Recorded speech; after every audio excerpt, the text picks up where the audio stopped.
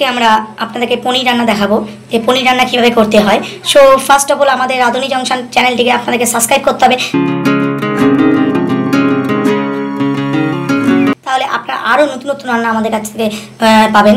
So আপনারা যদি subscribe করে থাকেন তো এভরিডে আমরা একটা নতুন নতুন রান্না নিয়ে আসবো। সো আমরা এখানে দেখতে পাচ্ছি যে আমাদের আলুগুলো কাটা হয়ে গেছে সো পনির রান্নার জন্য।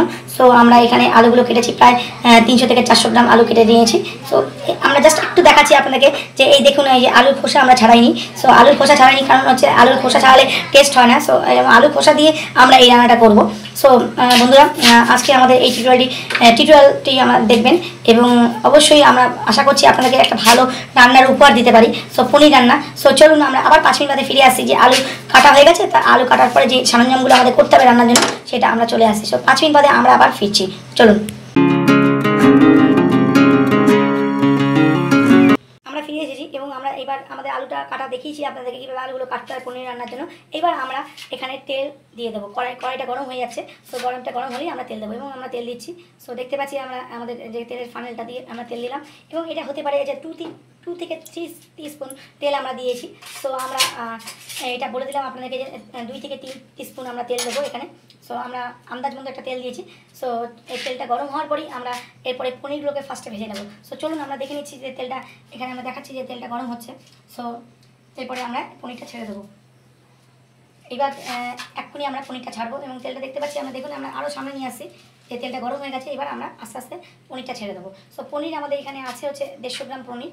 সো দেখতে পাচ্ছি এক্ষুনি আমরা পনিরটা ছাড়বো, চলুন দেখে নিচ্ছি।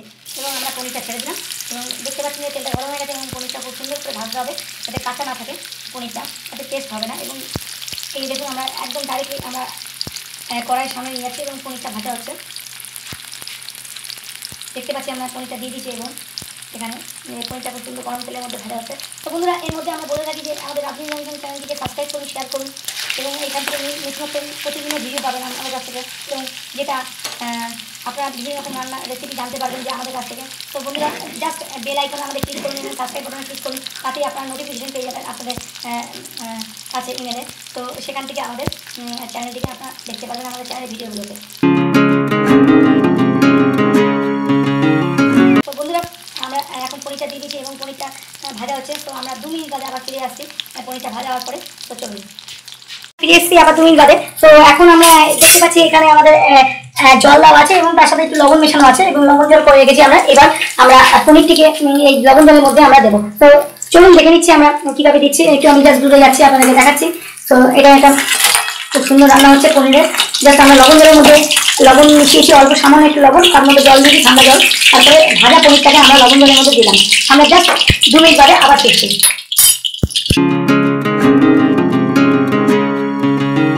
এবার আমাদের গরম, দেখুন আমাদের সামনে দেখাচ্ছি যে গরম তেল হয়ে গেছে এবং তেলটা এরপরে আমরা জিরে দেবো। দিয়ে দিলাম জিরে।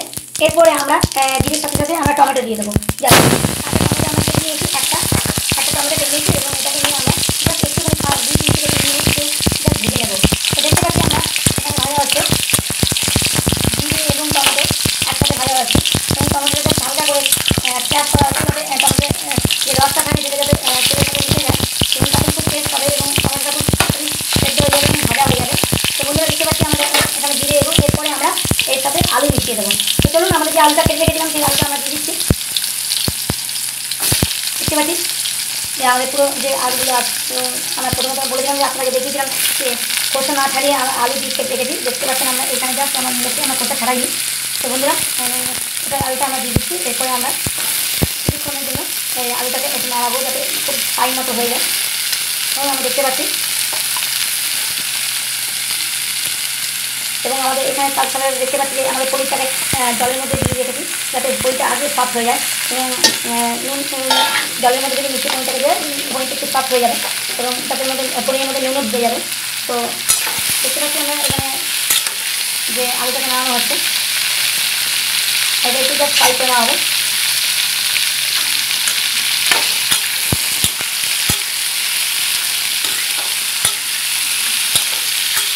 তো দেখতে পাচ্ছি যে আমাদের আলুটা ফ্রাই হচ্ছে এবং আমরা আর 2 থেকে 3 মিনিট বাদে আবার ফিরে আসছি। চলুন বন্ধুরা 2-3 মিনিট অপেক্ষা করুন, তারপরে আমরা আবার বন্ধুরা আমরা 2 মিনিট বাদে ফিরে এসেছি। তো এবার আমরা আলু ভাজা হচ্ছে, তার মধ্যে হলুদ দিয়ে দিলাম এবং অল্প করে হলুদ দিয়ে দিলাম, যেটা 1 থেকে 2 টিস্পুন হলুদ দিলাম এবং হলুদ দেওয়ার পরে এবার এটা জাস্ট একটু নাড়িয়ে দেবো। তারপরে আমরা এরপরে লঙ্কার গুঁড়ো দেবো। এরপরে আমরা লঙ্কার গুঁড়ো দেবো। এবার জাস্ট আমরা নাড়িয়ে দিচ্ছি হলুদটা দেওয়ার পরে আলুর মধ্যে। তো এখানে যা আছে আলুটা ভাজা আছে, এরপরে আমরা একটুখানি জাস্ট নাড়িয়ে দেবো আলু এবং হলুদ। দেখতে পাচ্ছি আমরা আলু আর হলুদ মশলাটা যদি মিক্স হয়ে যায় তারপরেই আমরা লঙ্কার গুঁড়োটা দেবো। এবং লঙ্কার গুঁড়োটা হতে পারে আমরা যারা বেশি লঙ্কার গুঁড়ো মানে লঙ্কা খান মানে ঝাল খান, তো তারা একটু বেশি লঙ্কার গুঁড়ো দেবেন। তো আমরা অ্যাভারেজ ঝাল খাই, তো আমরা সেক্ষেত্রে আমরা অ্যাভারেজ হিসাবে দেবো 1 থেকে 2 টিস্পুন। ওকে, তো এবার আমরা চলুন একটু নুন দিয়ে দিচ্ছি, তারপরে লঙ্কার গুঁড়ো দেবো। ওকে, তো নুন দিয়ে দিলাম একটুখানি। এটা নুনটা আন্দাজ মতো দেবেন আপনারা 1 টিস্পুন টু 2 টিস্পুন। তো এটা ডিপেন্ড করে হচ্ছে যারা বেশি লবণ খায় কিংবা কম লবণ খায় তাদের উপর নির্ভর করে। এবং আমরা একটু নাড়িয়ে লবণ খাই, যারা বেশি লবণ খায় তারা বেশি লবণ দেবেন, অথবা যারা মোটামুটি খান তো তারা মোটামুটি দেবেন। এবং এরপরে আমরা লঙ্কা গুঁড়ো দিচ্ছি। এবং দেখুন আমরা 1 টিস্পুন এবং ম্যাক্সিমাম 2 টিস্পুন দেবো। এবং অ্যাভারেজ ঝাল হবে সেটা। তো অ্যাভারেজ ঝাল প্রত্যেকেই খেয়ে থাকে। এবং এরপরে আমরা কাঁচা লঙ্কা দিয়ে দেবো। তো দুটো কাঁচা লঙ্কা দিলাম। এবং যারা খুব বেশি ঝাল খান আবারও বলছি যে তারা আরও বেশি ঝাল দিতে পারবেন। তো এটা কোনো ব্যাপার না, ম্যান্ডেটরি না। এরপরে আমরা জাস্ট অল্প সুগার দিয়ে দেবো। তো এটা হতে পারে 1 টিস্পুন মতো সুগার আমরা দিয়ে দিচ্ছি। ওকে, তো 1 টিস্পুন মতো আমরা সুগার দিয়ে দিলাম। আমাদের একটা ক্যালকুলেশন করা থাকে এবং যে সুগার কতটা হতে পারে। তো আমাদের যে রাঁধুনি যে রান্না করি তারা রাঁধুনিরা তারা একটা অ্যাভারেজ রেখে দেন যে কতটা চিনি বা নুন দিতে হবে সেটা। এবং আমরা আপনাদেরকে ডেসক্রিপশন বক্সে লিখে দেবো। এবং এরপরে আমরা দেবো ঘি। তো আমরা ঘি দিয়ে দিলাম, মোটামুটি 1 টিস্পুন মতো ঘি দিয়ে দিলাম। তো আমাদের যে রাঁধুনিরা রান্না করছেন এবং তারা আন্দাজ জানেন তো কতটা ঘি দিতে হয়। তো আপনাদেরকে আমরা একটা ইনগ্রিডিয়েন্টের চার্ট দিয়ে দেবো যে কতটা ঘি এবং কতটা নুন লঙ্কা গুঁড়ো দিতে হয় এবং কতটা আলু দিতে হবে, সেগুলো আমরা আমাদের ডেসক্রিপশন বক্সে আপনারা পেয়ে যাবেন। তো দেখতে পাচ্ছেন আমাদের যে রাঁধুনি রান্না করছেন, তো খুব সুন্দরভাবে রান্না করছেন এবং খুব ভালো ফ্লেভার আসছে রান্না। তো দেখতে পাচ্ছেন আমরা সামনে নিয়ে যাচ্ছি এবং কালারটাও খুব বলতে গেলে গ্লসি হয়েছে এবং বলতে গেলে খুব ভালো লাগছে কালারটা। তো বন্ধুরা আমরা আবার 2 থেকে 3 মিনিট বাদে ফিরে আসছি। বন্ধুরা আমরা ফিরে এসেছি 2 মিনিট বাদে। এবং দেখতে পাচ্ছেন যে এবারে আমরা পনিরটা যেটা ছিল সেই পনিরটা আমরা দিয়ে দেবো এখানে। এবং আলুটাও খুব সুন্দরভাবে ভাজা হয়ে গেছে এবং কালারটা খুব সুন্দর হয়েছে এবং গন্ধ স্মেলটাও খুব ভালো বেরোচ্ছে। তো বন্ধুরা আমরা পনির এবং আলু এবং যে কাঁচা লঙ্কা যেগুলো আছে সেগুলো মিক্স করে দিচ্ছি। এবং লঙ্কার গুঁড়ো দিয়েছি, নুন দিয়েছি এবং চিনি দিয়েছি তার সাথে সাথে। তো বন্ধুরা মিক্স করছি। এরপরে আমরা একটু জল দিয়ে দেবো এরপরে। তো বন্ধুরা একটু ভাজা হয়নি, জাস্ট তো 2 মিনিট টাইম লাগবে।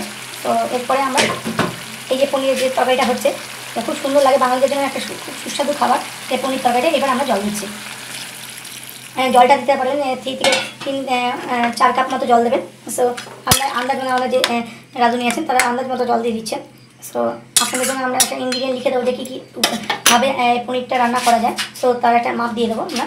সো এরপরে আমরা গরম মশলা দেবো। সো গরম মশলা দিচ্ছি এবং এই গরম মশলাটা আছে আমাদের দোকানে কিনতে পাওয়া যায়, সেই গরম মশলা আমরা গুঁড়ো দিয়ে দেবো। দেখতে পাচ্ছেন আমাদের সামনে এই যে কালারটা খুব সুন্দর হয়েছে এবং লাল কালার হয়েছে এবং খুব গ্লসি লাগছে কালারটা এবং খুব সুন্দর টেস্টি রয়েছে গন্ধ। সো বন্ধুরা এরপরে আমরা জাস্ট 10 মিনিটের জন্য ঢাকা দিয়ে দেবো। সো চলুন এবার ঢাকা দিয়ে দিচ্ছি এবং আমরা আবার 10 মিনিট বাদে আপনাদের সামনে ফিরে আসছি। 10 মিনিট বাদে এবং এরপরে আমরা এখন জাস্ট দেখতে পাচ্ছি যে আমাদের হয়েছে এবং এরপরে আমরা ঢাকনাটা তুলে দেবো। তো ঢাকনাটা তুলে দেওয়ার পরে দেখতে পাচ্ছি যে আমাদের পনির রান্নাটা কমপ্লিট হয়ে গেছে এবং খুব সুন্দরভাবে এবার আমরা জাস্ট একটু নাড়িয়ে নেব। পনির আলুগুলোও গলে গেছে, দেখতে পাচ্ছি আমরা আলুগুলো গলে গেছে। এরপরে আমরা জাস্ট 1 মিনিটের জন্য একটু জাস্ট নাড়িয়ে নেবো এবং আমাদের ঝোলটাও হয়ে গেছে পনিরের ঝোলটা। এবার আমরা গ্যাসটাকে বন্ধ করে দেবো। সো দেখতে পাচ্ছি আমরা গ্যাসটাকে বন্ধ করে দিচ্ছি, আমাদের পনির কমপ্লিট। সো বন্ধুরা আপনাদের আমাদের ভিডিও টিউটোরিয়ালটি যদি ভালো লেগে থাকে যে পনিরের রান্না কীরকম হয়, সো অবশ্যই আমাদের চ্যানেলটিকে সাবস্ক্রাইব করুন, শেয়ার করুন এবং রাঁধুনি জংশনে বিভিন্ন রকম রাঁধুনিরা আপনাদেরকে রান্না দেখাবে। সো দেখতে পাচ্ছি আমাদের পনিরটা খুব সুন্দরভাবে তৈরি হয়ে গেছে এবং খুব সুন্দর স্মেল বেরোচ্ছে। সো জাস্ট একটা ক্লিক করুন আমাদের বেল আইকনে আপনার নোটিফিকেশন পাওয়ার জন্য, আমাদের প্রতিদিনের রেসিপি পাওয়ার জন্য। সো বন্ধুরা আজকে ভিডিওটি এইটুকুই, ধন্যবাদ।